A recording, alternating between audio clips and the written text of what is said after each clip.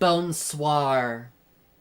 Look at this. What is this autumnal Victorian sea ghost that has graced my presence? You know how I do. I'm Lestat. So tonight is interview with me.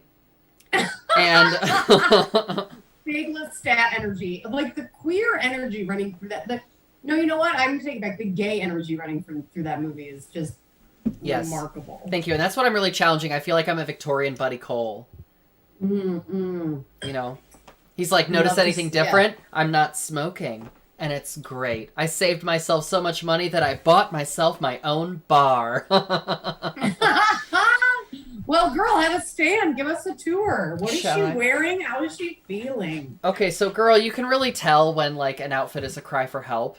Like, I don't know if I'm in the past, the present, or the future. I'm like a spinster woman who got locked out on the Widow's Walk. And yeah, and you're like, oh, like my name is definitely Hildegard. And you're like, oh, how did Hildegard die? And like, you didn't hear? Hildy locked herself out on the Widow's Walk and she died of exposure. That's what this outfit is. You know, but you wouldn't die of exposure in that wicked coat. Look at that. So warm. That's true. So you might be asking yourself, is it this cold in Ohio? No, it's definitely not. I'm just like, I can't. October, I tried to dress not for October and it's so close that I can't. Like, I just want to be spooky every day. So love it. Love it. So let me tell you, I got this dress from this website, eShakti, that I get a lot of stuff from. You are keeping them in business. You need a sponsorship. I do. I really do. I think I have an unpaid sponsorship. But I love this dress because it's sort of like a... You're a consumer. I am a... Hello, consumer. So I love that it has sort of like billowy... These billowy elasticized sleeves at the end. And it's like a fake velvet houndstooth burnout kind of pattern. And I wore this to a Christmas seance with Felicia. You know what? And you need the right outfit for a Christmas seance. You do. You need a Victorian. You need something very Victorian. I love this pastel celery green color. And I spilled red wine on it because I got scared in the middle of the dark at a seance like a rookie. So I was like, oh! And I spilled wine all down here. And I took it to Swan Cleaners and they got it out. So Angie at the Swan Cleaners really... for Swan Cleaners too, girl. What up? Yo! Yeah. So they really helped me out, girl. And then I love that. I love to see that. This coat I got from Torso on High in Short North. Like, unexpected find, right? Torso had this coat. That is an unexpected find, and it's so perfect for your height. Thank you. Yeah, I love the frog ties on it. I love the puff sleeve. I love the very goth high collar with the detachable fur. And it was hanging in the window for like I think it was marked down from 400 to 200. And they said, wow. Yeah, and they said, oh yeah, you know, this queen, they didn't tell me who she was. But they were like, this queen like already has eyes on this coat, like she's coming back for it. And I was like, yeah, well, I've got the money right now, so. It's over. Mm-hmm. It's over. It's over. That's all you needed to say. So I got the coat now. Yeah. But yeah, it's very heavyweight, very like, it's very luxurious and goth feeling. So I'm feeling very Victorian tonight. It just rose from my coffin, poured myself a drink, and let's dish. What are you drinking? So speaking of Victorian, you know I'm on theme, girl. I made a cocktail called an Affinity, and this is probably my second or third favorite cocktail behind a Manhattan. Oh my god, they were going to say your second or third one tonight, and I was like, bring it, dish! Lit, yeah. The dish was lit. So this is scotch, and you don't want a peaty scotch, you want a smooth scotch for you. We've all been there. Yeah, for you scotch fans out there, because I find like if you have a peaty scotch, it doesn't mix well with a lot of things. You got to just sip it. Right. Yeah, no. Yeah, that's an after dinner sipper. Plus, I mean, like, diehard Scotch fans, just like bourbon people, they're like, oh, you're ruining it if you mix it with other flavors, and it's like, whatever, get over yourself. But I like to mix a smooth Scotch with equal parts sweet vermouth and dry vermouth, and that's an Affinity. Simple, 3 ingredients, that's it. The Victorians knew what was up. What's the ratio of Scotch to vermouth? You want pretty much 2 parts Scotch to whatever vermouth is in there. Got it. Right, so got it. That makes sense. Yeah, so it's like like 2-1, but for all the vermouth. Exactly, and then you split that in half. So it's like Right, 2 parts Scotch and then 1 part vermouth, and then you know, half part sweet, half part dry. You know, the weirdest thing about Scotch with me, and then we can actually get on to the topic, is the first time I had Scotch, it was my best friend Ben. It was his family friend who brought a bottle of Scotch, a really nice bottle from Scotland, from like some famous place that I didn't know because I was a kid. I think we were like 17, right? And he's like, "You want to try this Scotch?" And you're like, "Sure." Yeah. And sure, why not? Labyrinth. Pan's Labyrinth had just come out. Oh, what a sad movie. We turned the lights off. I know nothing about it. I hate scary movies. Mm-hmm. And I have the first Scotch of my life, and it's like very good and very fragrant with that movie. Wow. Watching it. And you know that opening scene. I mean, everything about that movie, but that opening scene. And to this day, like, I cannot drink Scotch without going back to that place for a moment. Like, the smell is just because it was my first, like, and the taste. And now, like, I'm like, it's like Halloween, and I'm like, I want some Scotch because I want to feel scared and alone. Scotch, very strange. Yeah, Scotch does have a very, like, it drains all the emotions out of you. Like, you just start thinking about the existential, like, trauma of being in the, like, of existing. You know what I mean? I had a Scotch one time that was so, it was so, like, developed and complex that I felt like I was licking a forest floor. It was like walking in a moist forest and smelling it. That's what the experience of drinking it was like. I loved it. But I'm also someone who dates 60-year-old men, so you know what I mean. Like the interests like, you line up. Like licking forest floors, you know what I'm saying? Girl, get in the chat if you also like licking forest floors. So I feel so exposed, but you like it. Mm-hmm. You're like, I feel so exposed. Mm-hmm. Yeah. Doesn't this look like the image of someone who is fine? Oh God, I feel that so deeply it hurts. What are we dishing on tonight? We are, tonight is a continuation of a topic that we didn't actually talk about because we spent too much time talking about astrology and tarot last time. I'm not disappointed. Whatever. I got great feedback on last week's episode in the tarot reading. So shouts to our viewers. You did. Your chakras were realigned, your skin cleared up, your tax rebate came back. You know what I mean? Like we got everything fixed up. We had a spiritual tune-up last week. So, you know, subscribe on YouTube and you can watch all of our past episodes. So this week's all about self-sabotage. And here's the thing, y'all. We did this because this is my time of year where I epically self-sabotage and want to get bangs. And I don't have my stylist. Lindsay, who's awesome, Lindsay Gilligan in Columbus, Ohio, who would talk me out of bangs every year. But every fall, I feel this like itch. I feel this like need to do something, like to change something, to shake something up. It's when I got my leg sleeve. It's like when I shaved my head. If I'm going to dump your ass, it's going to be in the fall, y'all. Like, it's just what happens. I'll wait till the fall. I'm like, my body wants to shed. It's the weirdest and most terrible thing. Yeah, if you make it to the fourth quarter, you're good.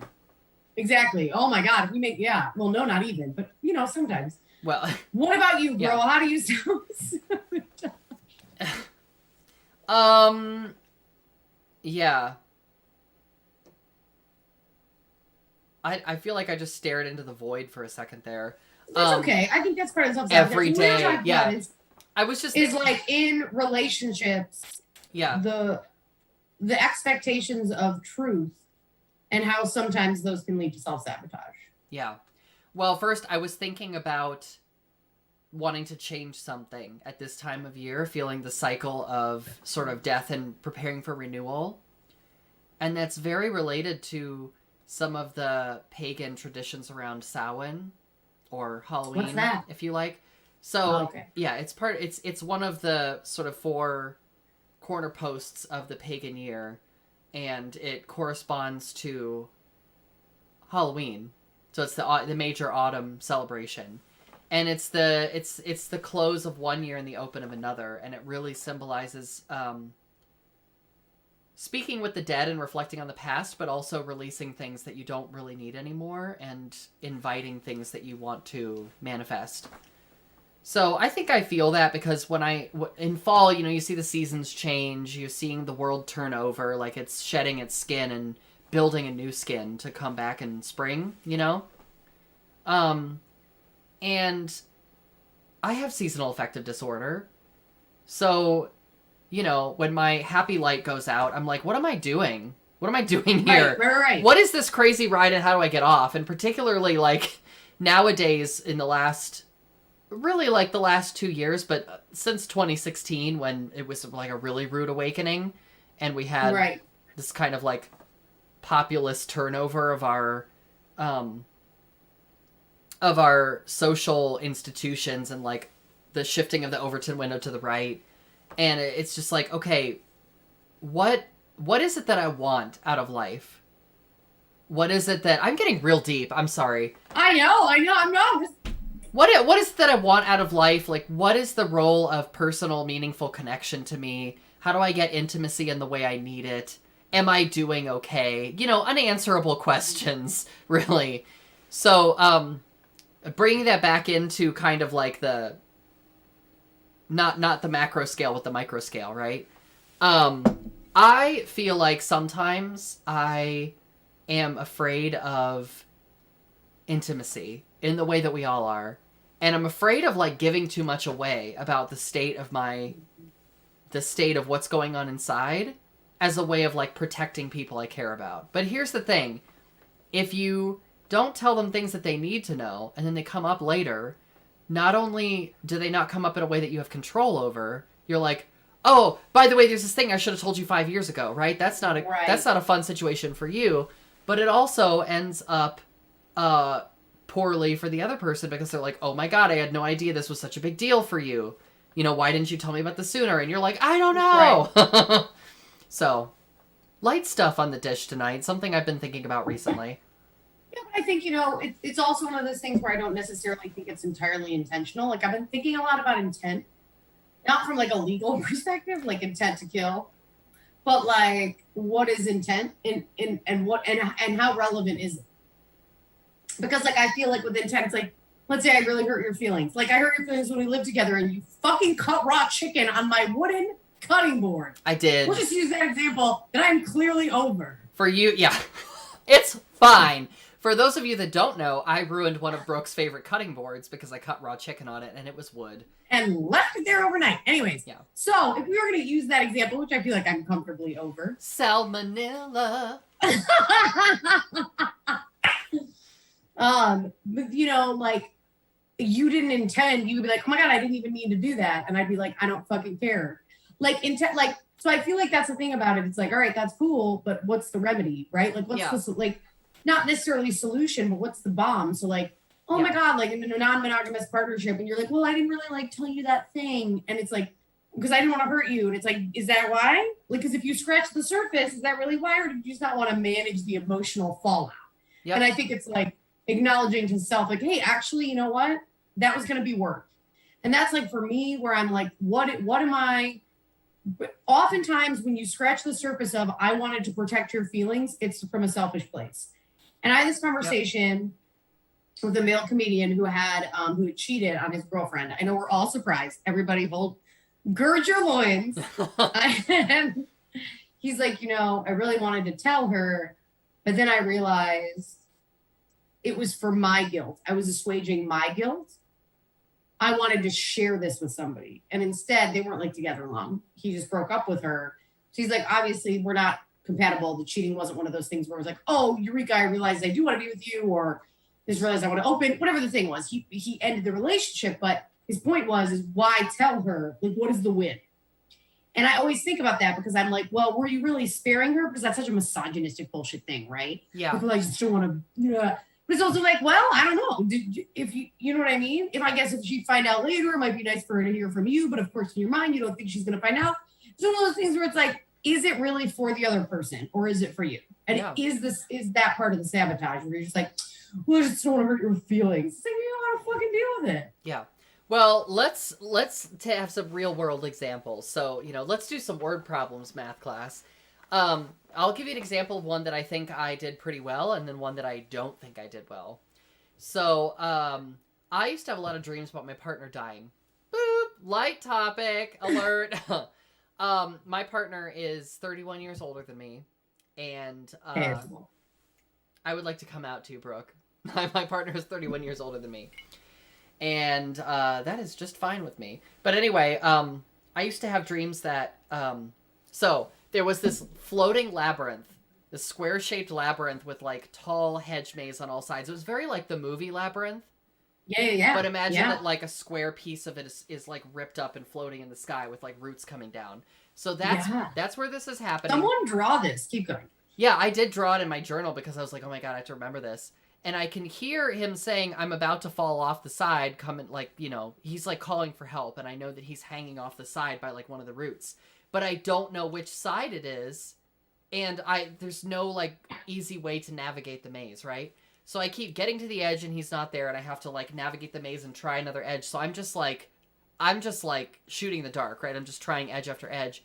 And then the one that I finally find that he's on, I like slide, like cartoon, like slide to reach for his hand and he falls. And I think that dream is about the inevitability of like not being in control of when people die, like your partner. But here's the thing, is like I could be the first one to die. Like you don't know. You know what I mean? Right. Like I could get hit by a bus or have an aneurysm or whatever. Like there's so many ways to die. Like our existence is so fragile. Super light topics. So this came up yesterday because we were watching this show about two Taiwanese gay youths who had found love in each, like we do. That had found love in each other, and this is like part of this East Asian genre called boys love that is like written by straight women for women about gay men. It's very strange to like wrap your head around, and I still don't know if I completely get it, like get the appeal for straight women, but we could talk about that on another dish. The point is it had very realistic representations of the kind of like tenderness and care that gay relationships need that you don't see in popular culture in the West. Mm-hmm. And so we were like, oh my God, they love each other so much. And then one of them like gets hit by a car and forgets who he is. And then their relationship tragically ends because he has like this brain injury. And we're just like crying. And it made me think like, oh my God, this reminds me of like, the dreams that I had about you dying. And I'm like, I still don't know how it's going to be when you age. And like, I'm still going to be younger and I'm going to have to take care of you. And I don't know how much longer you're going to have with like a good quality of life. And so it's just very, very intense. And sorry to dump all this on you, but no. But anyway, that was a good example of like, oh, I realized that I had been holding that back because it was hard for me to process, and I didn't want to put that on him because he's the one who's older and is going to have to deal with all of the challenges of aging. But when it came up, it was like we weren't ready for it, but it just happened, and then we were processing it. So really briefly. Yeah, but I think there is something to that. No, keep going. Sorry. No, it's okay. The second one is much shorter. This is the one that I don't think I handled as well, which was the conversation of opening the relationship. Because I feel like I'm a non-monogamous person, and my partner is not wired to be non-monogamous. That's not his primary mode. So we've had some interesting negotiations and conversations around that. And I think I put off the conversation when our relationship was new because I was afraid of his reaction and I didn't want to deal with the emotional fallout. So I think more of that one was on me. Well, but also like, I'm just going to like dish the tea on you now, but like it was your first big relationship too. Like it was. Oh like, yeah. First relationship ever. Like I had dated, but this was the first like relationship. So you're like, okay, like you're kind of at this point, like living, I would say comfortably or uncomfortably in your case, in between genders. You be the judge. Right. Yeah. Live your life. Pick your qualifier. Pick your fighter. But either way, like, I think there is something to like being in the space you are in from a gender identity perspective and an age perspective. Where you're just like, all right, I met this person. We click on so many levels. Like, I don't want you almost, I get it because, with the non-monogamy thing, it's like, I don't want to lose you. And if I add one more thing, right. And it's already your trans identity or my queer identity or whatever it is. You're just like, okay, well, like this is enough for now. Let me wait. And it's just such a fucking risk. And it's a risk to self. it's such a risk to self. And you're just like, well, I'm just going to wait and I'll roll this out and blah, blah. And I used to do that shit. I would be like, well, I'll just wait and we'll like see how it goes for 2 years. Well, not great. Wouldn't go great. Because like, you know what I mean? Yeah. It was a true to self moment that was again painted as this like, because it's scary. Rejection is scary. Oh my God. There was this like terrible dude. I thought he was terrible, but he did this thing where someone had to say no to him every day. Did you ever read about this? No. So it was real meninist shit at first. So he got dumped by a girl and he was like heartbroken. Woman. He got dumped by a woman and he was heartbroken or whatever. So he like said he couldn't handle rejection anymore. But he was like, got himself up by his bootstraps. It was probably a TED Talk. I don't remember. Anyways, but the point is he had to have someone say no to him every day. So he'd like go up to strangers on the street and be like, would you like to play 5-card poker? Like it wasn't like normal shit. He needed a rejection. And I'm sure he has like a million women now. Did he set this up for himself? Like where did this requirement No, he come just from? walked around because he was like, I'm so afraid of being rejected. I'm going to exposure therapy myself. Okay. So just like going up to people and being like, hey, can I have your purse? Sure. Why not? Right. No. Like, yeah. And they'd be like, no. But now, like, looking back, like, post Me Too, I'm like, this man probably terrorized, like, Boise, Idaho for his TED Talk. Right. But I'm like, what is the, what has gotten easier with exposure and with time? As you've marched through relationships or marched through phases of your relationships, I can say, like, oh, wow, like, me having the conversation about non-monogamy, me having the conversation about queerness, they're easier. Because I've done it more times and I, like, kind of recognize the pitfalls. I think that's true. It's definitely even gotten easier for my partner and I to talk to each other over the years that we've known each other because we just know each other better now. Right. And I think some of the fictional depictions of intimacy between gay people that we've seen very recently have even showed us something about ourselves that we didn't realize, which is like, oh yeah, this emotional need is very strong in us for intimacy and connection, and what are the ways that we're giving that to each other, you know? That's really interesting. What role does honesty play in that? And is honesty just like, is honesty always the best policy? Or are there some things where it's like, this is term like lying by omission, and it's like, what does that mean? Are there some things that you don't want to know? Like, these are hard questions, right? I don't know. Ask our viewers. Is honesty the best policy? I mean, I feel like... Get in the chat, dear viewers. I feel like it would be... I could say yes, but I feel like that's a very Pollyanna response. Mm-hmm. Do you know what I'm saying? Yeah, it simplifies the reality. Right. But also I have a magically refilling wine glass. Was that Zaddy? A magician. One day they're coming on the chat. I was gonna say a magician never reveals her tricks. or her secrets. Tricks is another thing. Anyways, so girl, I don't even know what I would do with that long hair. I would just look like this. I would just do this all the time. What is it? My friend Beth would always be like, when I get bored at your comedy shows, I count how many times you touch your hair. Yeah, it's pretty bad. No, girl, where would we be without our Vidal Sassoon, drama? My hair's a fucking mess. This is a rat's nest right now. I need to get it cut. No, I love that. I don't know if honesty is the best policy. I have no answers for you. I do think rolling out the non-monogamy thing, I do remember a very frantic crying call from New Orleans over beignets. But I didn't. That sounds familiar. That sounds familiar. Hey, you know what? If you're going to come out to your partner as non-monogamous, do it over beignets in the most magical haunted city in the country. I'm just saying. Yeah, at least get a beignet. Okay. If you're going to diet, it should be choking on powdered sugar. Let's play a game. Choking on something, girl. Okay. Let's play a game. Okay. Best and worst place to come out to your partner is non-monogamous. Oh. All right. Worst place, your wedding at the altar. Oh, absolutely. I was gonna say somewhere public, but that really, I don't know if I can top that. I was gonna say like at the ballet. You know what I mean? Like when you're At the ballet. where you can't go anywhere for at least 3 hours. Ooh, oh, but not even the ballet. Let's do Marriage of Figaro. That shit is 4 acts. Right before you sit down for the Marriage of Figaro. Okay, or at your partner's funeral. Back to dark. I've always had something that I wanted to tell you. Yeah. Very publicly during the eulogy. Yeah. Just because, you know what, it takes a really long time to spell something on a Ouija board. So maybe you should. I'm just saying, maybe you should. Oh my god, non-monogamous? That's so many letters. Mm-hmm. When are we gonna get a digital Ouija board? Why is it so analog? You have to like, you know what I mean? Why isn't it doing text 9 or whatever? T9.